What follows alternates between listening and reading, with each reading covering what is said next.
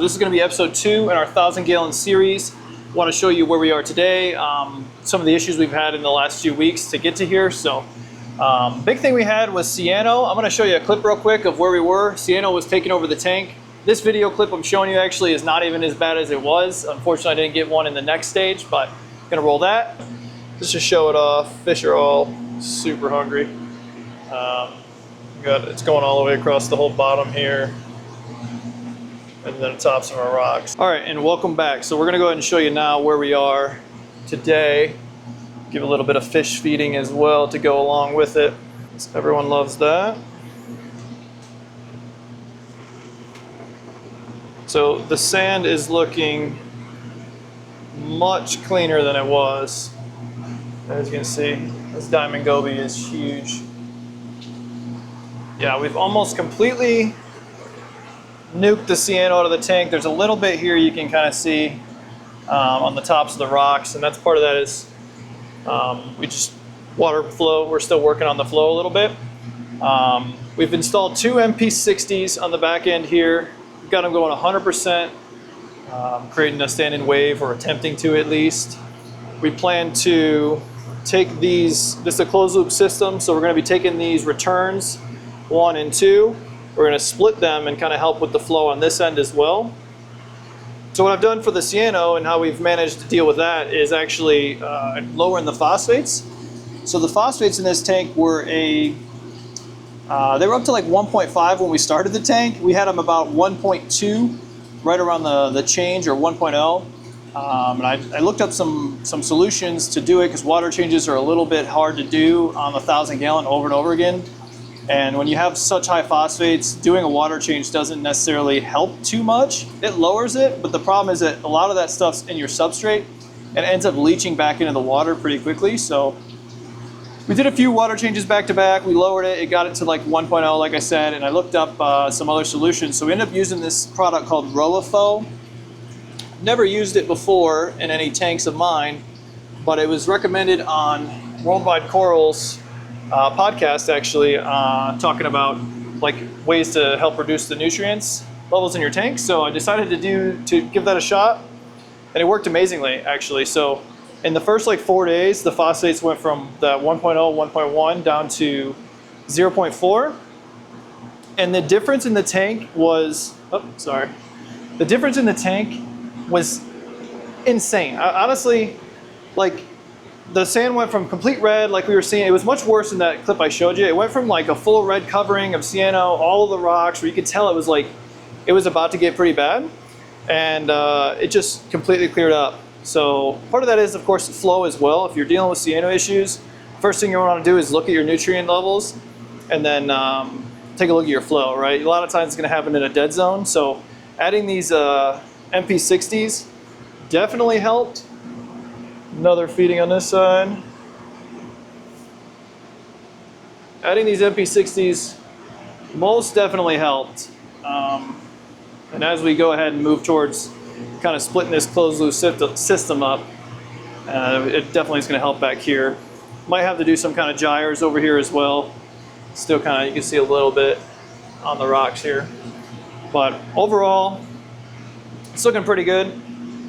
Crazy thing actually yesterday too, we had a leak on this tank, which was so lucky that I was here at the right time. I came here, was here for like 5-10 minutes downstairs just looking at the tanks, because I ended up using ROWA-PHO on all of the other tanks as well that I haven't shown you guys yet, because it just works so well, and all of the tanks right now are looking so good. So far my impression of that product is 10 out of 10. Absolutely love it. It seems that I've used up the media already, because all of the tanks from where they were after a few days to now are still at the same level. So I'm kind of curious to see. I tried to move the bag around today to see if it'll kind of, because I'm running it passively in the other tanks, but I'm running it through a reactor on this one. So I'm just trying to see if maybe moving the bags around kind of, I'm assuming the water flow is only going through certain parts of it. So hopefully that'll help it out. If not, we'll probably just get some more, because the phosphates in the other tanks were 1.5, 0.80 and 0.80, so pretty high. I'm learning a lot about phosphates working here on these tanks, because I've never had them that high, and it's interesting how it works, because these tanks don't really have algae even though their nutrients and phosphates are insanely high. And just like clearing the phosphates out has almost, it also feels like it's polishing the water. Like everything looks so much better. For instance, like even this hammer, like is looking just, it's looking so good. And this is a tester coral we added from a different tank. That's just also, it's doing good. It needs a little better positioning here. But, you know, everything's looking super good. The two anemones that have been here the whole time are thriving as well. They're definitely not as happy with the flow. But, yeah. So, tank's doing good. Oh, I was going to say, sorry. Yeah, yesterday I came in, was here for like 5 minutes, come upstairs, and the tank was actually leaking. So, I've got actually a little clip. I'll throw it in here. All right, so I've got a leak at the 1000 here. I think there could be potentially coming from this pump. Has to be. I don't know where else it would be coming from. Water filling the whole sump area on the floor. Not seeing anything else leaking. So I'll close that pump off. Just walked into this. Yeah, that's gotta be it. I don't know where else it's coming from. So yeah, you see there was water coming out of the pump there, and we ended up, so we swapped it out. We have a new pump in now. Same pump. Apparently these pumps are known to have seal issues, but we're still running them because we do have backups, and with the way the piping's all done, it would be quite a lift to change everything out like that. So yeah, thankfully got it fixed.